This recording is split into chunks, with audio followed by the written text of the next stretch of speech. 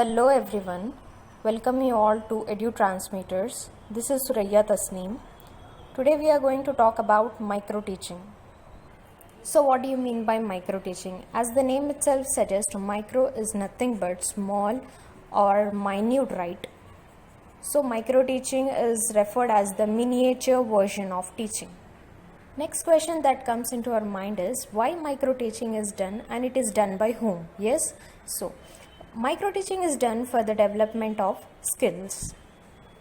Done by whom? It is done by pupil teachers. Who are pupil teachers over here? Pupil teachers are the people who are in the teaching training program like B.Ed or D.El.Ed, etc.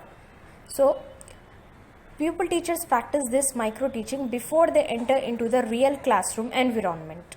So before going into the real classroom, they do the micro teaching process to have a practice of it. So it is called as stimulated environment. Why we are calling it as stimulated environment over here? Because in this, the pupil teacher will act like a teacher, and the peer group who are called as peer group, they are the people who are of same age group, so they will act like a students over there. Micro teaching is also called as scaled down approach. Why we are calling it as scaled down approach over here is, if you see the normal classroom, the duration of the class will be for 45 minutes, right? But micro teaching is not practiced for 45 minutes. It is practiced only for around 6 to 7 minutes. So it is called as scaled down approach. Micro teaching was developed in Stanford University. Who has started this micro teaching? It was developed by D.W. Allen or Dwight Allen in the year 1963. As I have said, micro teaching is done for the development of skills, for the practicing of skills separately, right? But what are the skills that are being practiced in the micro teaching session? I'll list out the basic skills of micro teaching now. So here I have listed the basic skills of micro teaching. First one is introducing lesson. How the pupil teacher introduces the lesson. Directly the pupil teacher cannot announce the topic, the lesson name.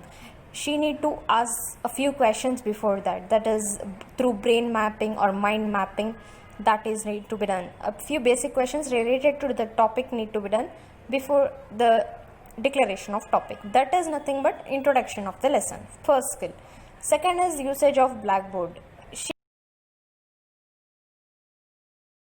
Guidelines before for the usage of blackboard also, dividing into 3 columns, clear diagrams, everything, wiping the blackboard, everything comes under using blackboard. Skills of questioning. In what way the questioning session is going on, how the pupil teacher is asking the questions according to the knowledge of the previous knowledge of the students. Okay. Next is reinforcement. So what do you mean by reinforcement? That is the everything, that is the voice modulations, the gestures, the tone, everything comes under the all these voice modulations, gestures, everything comes under stimulus variation. So now what do you mean by reinforcement? Reinforcement is nothing but how the pupil teacher is trying to answer the questions of the students. That is how the teacher is trying to encourage the students. Even if the student is wrong in answering the questions, she should not say that you are waste, you are not fit for the class. All these things need not to be mentioned by the pupil teacher. She should encourage the child to learn the topic, help the child to learn the topic. That comes under reinforcement. Next skill is the skill of explanation. How the pupil teacher is explaining the lesson, either with the help of TLM, that is teaching learning material, or directly without it. A simple chart or best TLM of a teacher is the chalk piece.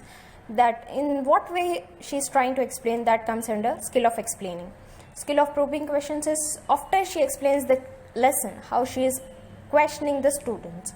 Skill of illustration of examples is how, in what way she is trying to connect the lesson of the textbook with the day-to-day life, connecting the lesson with the life.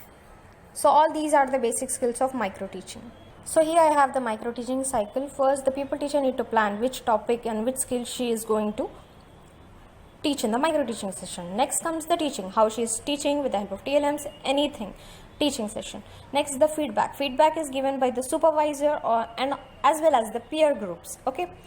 If 3 steps is not up to the mark, she's not good in teaching, she's not good in planning, micro lesson plan is not good, then again the supervisor will ask the paper teacher to replan, again she need to reteach again re-feedback will be given. So this completes the micro teaching cycle.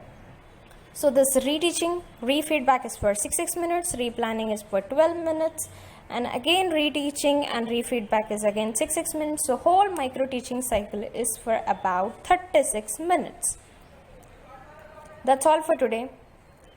If you like the video, make sure to like, share and subscribe to our channel. Bye bye.